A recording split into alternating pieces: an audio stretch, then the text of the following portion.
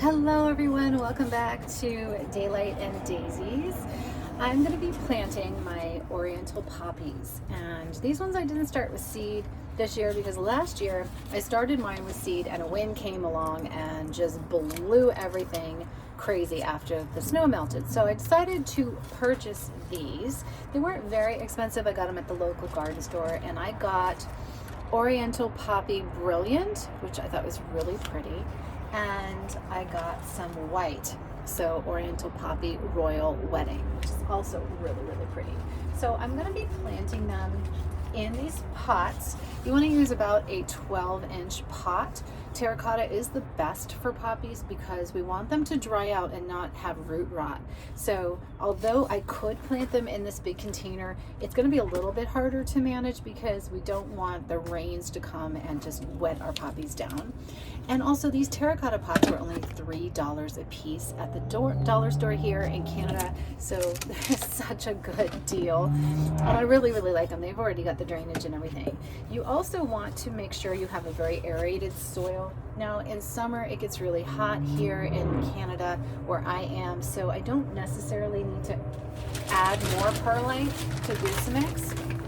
So what I'm going to use is this potting mix, which is the moisture control potting mix, and that means it has protection against over and under watering. And what that means is it's basically just kind of more amended. You can also amend your own soil by adding perlite to it. Perlite is just a really great way to aerate soil. So I'm going to mix up some and add some to the bottom of our pot here.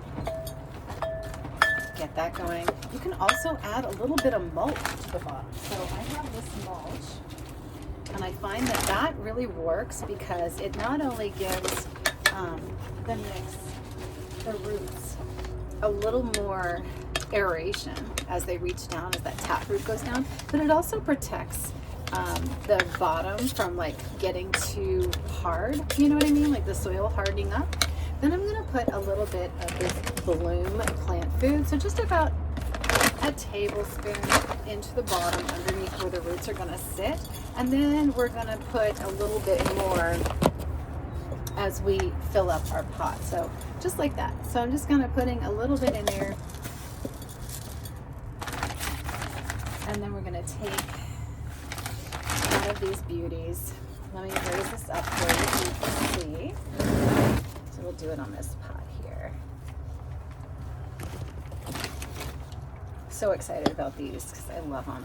I'm just going to plant one of these in each pot because the pot itself isn't super wide, and I want to give this a lot of nice room to grow. Make sure you loosen it. I watered these yesterday. They're nice and moist.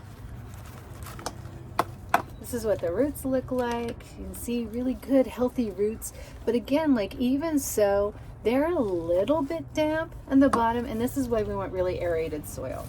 So I always, because it's got very fine roots. Now if you notice, in general, I don't know if you do a lot of potting, but I do.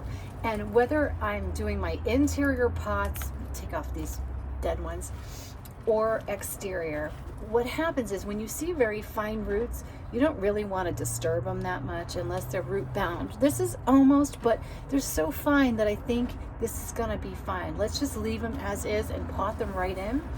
Because when things are fine rooted and the roots aren't really big taproots like the daylilies that I just did the video on, what happens is it doesn't take a lot for them to get overwhelmed with water. And in order to keep them moist but not waterlogged, you need to have almost like an interior potting mix, right? Like so for tropicals almost, depending on your weather. So if you have a lot of drought and not a lot of rain, then you want a moisture controlled soil, because keeping the soil in check and mixing that with the right pot is what's going to give you success. So I'm here in a very hardy zone. We have hot summers, cool spring, cold winters, and just kind of like mild falls, I would say overall, but rainy falls. So to me, drainage is important, and placement of the pots is really important. So this time of year in spring, I have more sunlight earlier in the day, and then by 4 I'm in full shade. And then in summer it kind of flips around. Like I have a lot of morning sun and afternoon sun, and it lasts a long time. In fact, we have long days until like 10 o'clock at night in summer. So I want to make sure that this early spring potting is setting the roots up for really, really nice growth. No air pockets, but a nice fluffy soil. And then on top, to control the moisture, I'm also going to be putting some mulch. Now, things that mulch offers me in my garden is it offers me a little more control and a pretty aesthetic. Control over the wind, because the soil is going to be more packed in, and the mulch is going to keep the soil from blowing out as it dries, because in stuff like this you want the top of the soil to dry a few inches, but then that makes the soil really loose and aerated, and then it's just going to blow out of the pot, and you're going to have to keep refilling and sweeping up. So mulch kind of protects the soil from drying out too much too fast, but yet you've got an aerated soil underneath. So as long as you don't overwater your poppies and they have enough drainage, this is a good balance. Now that's according to my style of watering. And I like to water, but I only water in the mornings, and I make sure that I don't overwater things, because I feel like overwatering is really the worst thing you can do for plants. But at the same time, if they have fine roots and you underwater them, you saw how fine those roots were. Those roots are gonna dry up, and then you're gonna have that dry rot. And that's even worse, because plants don't really recover from either one. So you want to like have a nice even thing. And that is why we're using terracotta for this kind of thing. This works for indoor plants as well. So if you really dial it down as far as like what your plant needs, then you can give it everything it needs and more just by using terracotta, having the right potting mix, amending the potting mix if you need to, adding some mulch at the top, whether it's inside or outside. But this is an outside plant. This is going to be a beautiful poppy this year, and I'm so excited to be able to grow it on this channel. So I'm going to go ahead and do the rest of these, but that is how I'm going to be potting up these beautiful poppies. And if you want to see them grow, just be sure to subscribe to the channel, because you're going to see them, and you're going to see how beautiful they look as I style them here on my patio and make everything really, really super pretty.